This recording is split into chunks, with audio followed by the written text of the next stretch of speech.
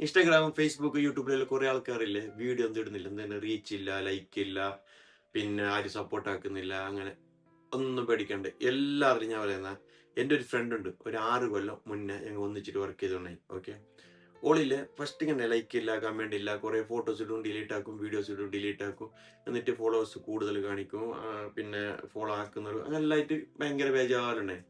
ഇന്നോളായിരുന്നു അറിയും സോഷ്യൽ മീഡിയയിൽ താരരാജാത്തി. ഓക്കെ, എൻ്റെ ഒരു ഫ്രണ്ട് റെജി എന്ന് പറഞ്ഞിട്ട്. ഓക്കെ, ഞാൻ കൊളാബെല്ലാം കൊടുക്കാം, പിന്നെ അവളെ ഐഡിയ എല്ലാം കൊടുക്കാം. പിന്നെ ഇടയ്ക്ക് കുറേ പറയേണ്ട ആവശ്യമില്ല, എല്ലാ പെങ്ങന്മാരും പിന്നെ പെണ്ണുങ്ങളും ആണുങ്ങളും എല്ലാ ആൾക്കാരും ജൻസി പിള്ളേർ എല്ലാവരും കേൾക്കേണ്ട ഒരു സംഭവം ആ വീഡിയോ ഇല്ലേ ഞാൻ കാണിക്കുന്നു. ഓളെപ്പോലെ പറയുന്ന ഭംഗിയോട് പറയാണ് എന്നെ കൊണ്ട് പറ്റാല്ല. അതുകൊണ്ട് നിങ്ങൾ എല്ലാവരും ഇല്ലേ ഒന്ന് എന്നെ ഫോളോ ആക്കി, നിങ്ങൾ എല്ലാവരും തമ്മിൽ അങ്ങോട്ടും ഇങ്ങോട്ടും ഫോളോ ആക്കിയിട്ട് ഫുൾ സപ്പോർട്ട് ആക്കി. എൻ്റെ ഫോളോവേഴ്സ് എല്ലാം കുറഞ്ഞില്ല, നിങ്ങൾ എന്തുകൊണ്ട് വീഡിയോ നോക്കുന്നില്ല, എൻ്റെ വ്യൂവേഴ്സ് അടക്കം കുറഞ്ഞില്ല, നിങ്ങൾ സപ്പോർട്ട് ആക്കി. പക്ഷേ അല്ലേ വീഡിയോ ആരത് കണ്ടെങ്കിൽ ഒന്ന് ലൈക്ക് അടിച്ചേ. ഇപ്പൊ എൻ്റെ തന്നെ നോക്കി, ഇപ്പൊ ഇത്രയെല്ലാം വ്യൂവേഴ്സ് കിട്ടുന്നു, വ്യൂവേഴ്സ് എത്ര ഉണ്ട്, ലൈക്ക് എത്ര ഉണ്ട്. അപ്പൊ ഇഷ്ടപ്പെടുന്ന കുറച്ച് ആൾക്കാർ അവരവർക്ക് ഇഷ്ടപ്പെടണം. ഓക്കെ, എനിവേ എത്ര വേണമെങ്കിൽ വീഡിയോ ഇട്ടോ, ഇനി ഞാൻ കാണിക്കുന്ന താഴെ നിങ്ങൾ കണ്ടോ ഓ പറയുന്ന സംഭവം. ഓക്കെ, ബാക്കിയൊന്നും ഞാൻ പറയുന്നില്ല, ഓള് പറയുന്നത് എന്താണെന്ന് നിങ്ങൾ ഒന്ന് കേട്ടിട്ട് മനസ്സിലാക്കും.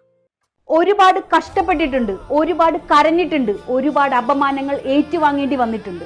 ജീവിതത്തിൽ ഒരിക്കലും രക്ഷപ്പെടില്ല എന്ന് പറഞ്ഞവരുണ്ട്, നീ ഒന്നും എവിടെയും എത്താൻ പോകില്ല എന്ന് പറഞ്ഞവരുണ്ട്, നീ വെറും ഒരു പീറ പെണ്ണാണ്, നിന്നെ കൊണ്ടൊന്നും ചെയ്യാൻ കഴിയില്ല എന്ന് പറഞ്ഞ് കളിയാക്കിയവരുണ്ട്.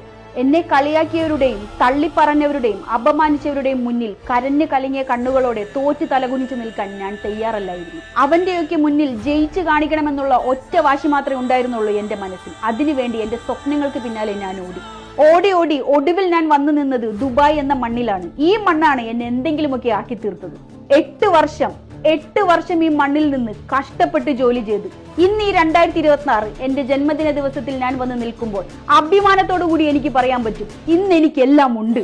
അതുപോലെ എന്റെ ശബ്ദം കൊള്ളില്ല, നിനക്ക് വീഡിയോ ചെയ്യാനുള്ള കഴിവൊന്നുമില്ല എന്നൊക്കെ പറഞ്ഞവരുടെ മുന്നിൽ എന്റെ സ്വന്തം ശബ്ദത്തിൽ സ്വന്തമായി കഷ്ടപ്പെട്ടിട്ട് ഇൻസ്റ്റഗ്രാമിലും ഫേസ്ബുക്കിലും എനിക്ക് 5 ലക്ഷത്തിനടുത്ത് ഫോളോവേഴ്സിനെ ഉണ്ടാക്കാൻ കഴിഞ്ഞു. പട്ടിണിയും പരിവട്ടവും ദാരിദ്ര്യവും അനുഭവിക്കുന്ന കാലത്ത് ഒരു ബർത്ത്ഡേ വന്നാൽ വിഷ് ചെയ്യാൻ പോലും ആരും ഉണ്ടായിരുന്നില്ല. പക്ഷേ ഇന്ന് എനിക്ക് ജന്മദിനാശംസകൾ അറിയിക്കാൻ ഒരിക്കൽ പോലും കണ്ടിട്ടില്ലാത്ത, ഒരു പരിചയവുമില്ലാത്ത ഒരുപാട് ആളുകൾ ഉണ്ടെന്നറിയാൻ സാധിച്ചതിൽ ഒരുപാട് സന്തോഷം.